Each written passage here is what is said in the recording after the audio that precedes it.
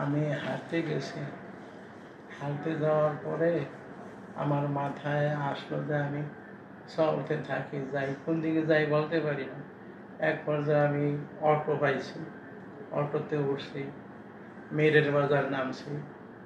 নামিয়ার পরে মনে চাইলো যে আমি আমার ওই জয়দেবপুর যাই, সিএনজি দিয়া জয়দেবপুর গেছি।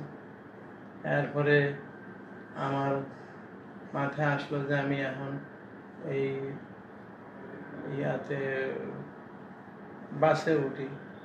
বাসে উঠিয়া তারপরে কোন জায়গায় জানি শ্যামলি না জানি কোন জায়গায় নামাইছে। এরপরে এইখান থেকে আমি আরেকটা বাসে উঠে গাবতলী গেছি। ওইখান থেকে আমি মনে চাইল যে আমি টিকিট করি, কই যাব। আমার খেয়াল হলে যে আমি পঞ্চগড় যাই। পঞ্চগড় গভীর অনেক রাত্রে পঞ্চগড় নামছি। নামার পরে হাঁটতেছিলাম, কোন দিকে হাঁটতেছি আমি জানি না, আমি চিনি না, হাঁটতেছিলাম। এক পর্যায়ে আমি দেখি যে পঞ্চগড় জেলা প্রশাসকের কার্যালয়, তারপরে পুলিশ লাইন্স, এগুলি হাঁটিয়া পার হয়ে গেছে। পার হয়ে গিয়ে এক পর্যায়ে আমি একটা শিকল করণীয় পাইলাম। ওইটা নিয়ে এক জায়গায় আমি প্রস্থান করতে বসলাম।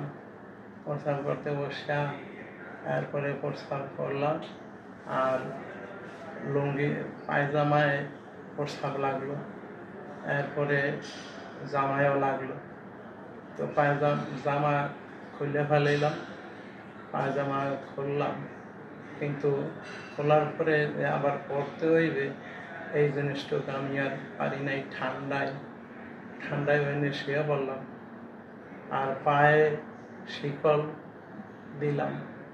পায়ে শিকল দিয়া এরপরে আমার এই যে কেন করতেছি এইটার কোনো চিন্তা ভাবনা কিছুই আমার নাই, খালি যা মাথায় আসতেছে তা করতেছি।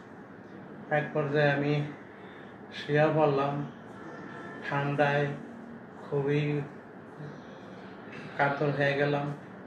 এরপরে কতক্ষণের জন্য আমার ঘুম আসলো। এরপরে সকালে লোকেরা আমারে ওই হসপিটালে নিল। আমি দেখি যে আমি পঞ্চগড় হসপিটালে আছি। চতুর্দিকে আলেম ওলামা আসলো। এই